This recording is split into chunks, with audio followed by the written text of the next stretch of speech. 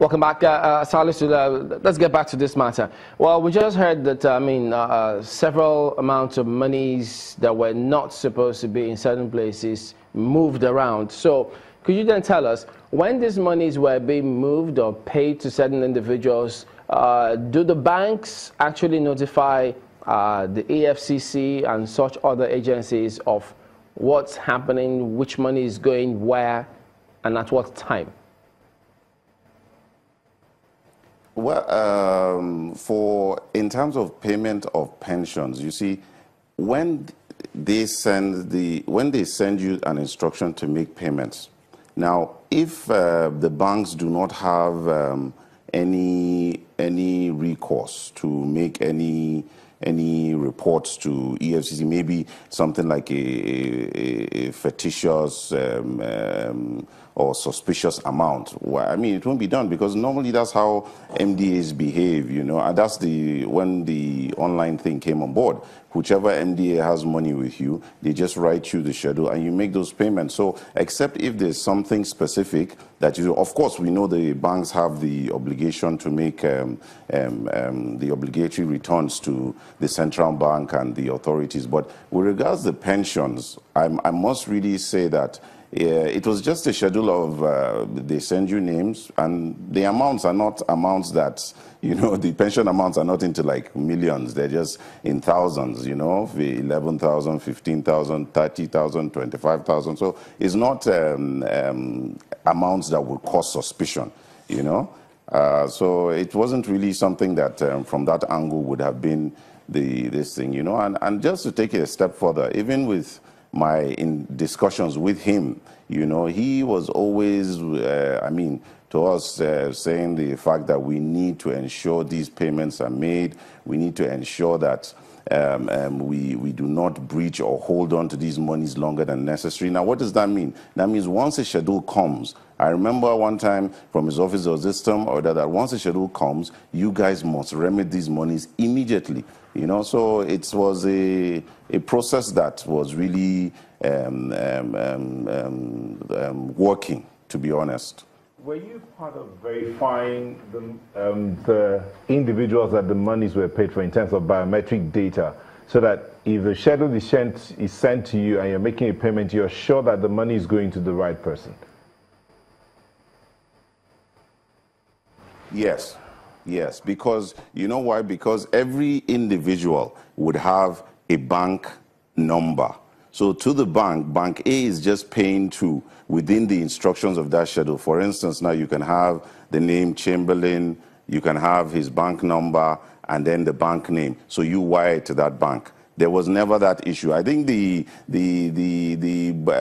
perceived things that is going around is that monies that were, for instance, allocated for maybe pensions was probably inflated or something. But that's not really from the banks. Would that have happened? Probably maybe from the Ministry of Finance or the central bank where they move or allocate these monies. But from within the banking sector, you know, a system was set in place, and it was effective while we were working on it.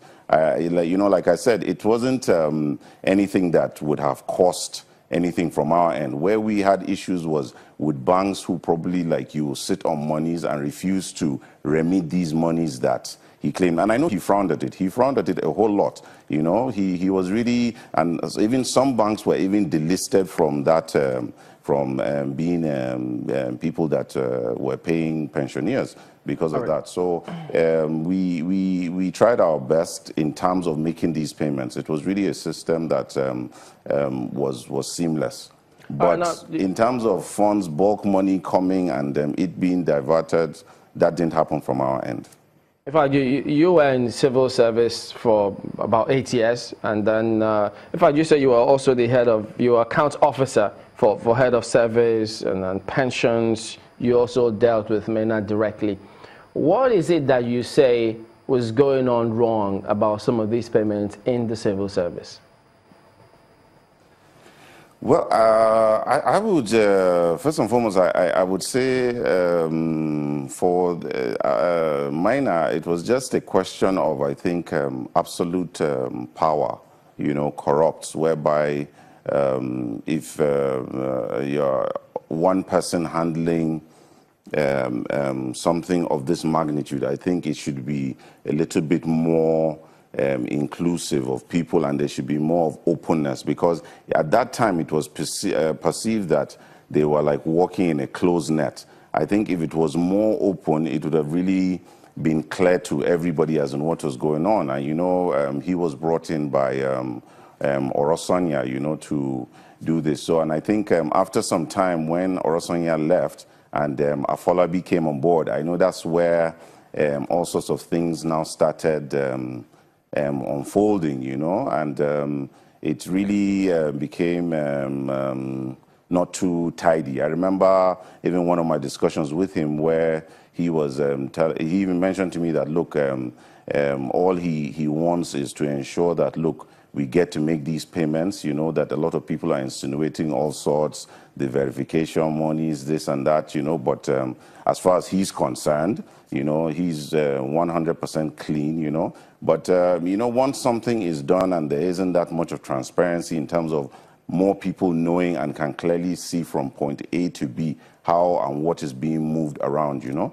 And I know he had even mentioned once in terms of things that he on his own had uncovered, you know, where he had talked about, for instance, the police pension thing, monies that are, you know, probably inflated and all that. So it's it was something that really was not too it wasn't too in order, I would call. All right, Salisu, we'll keep tabs on this and then get back to you as well as we follow up on stay on the matter. But we appreciate your talking to us this morning, Salisu Mohammed. We'll be back in a moment. Don't go away.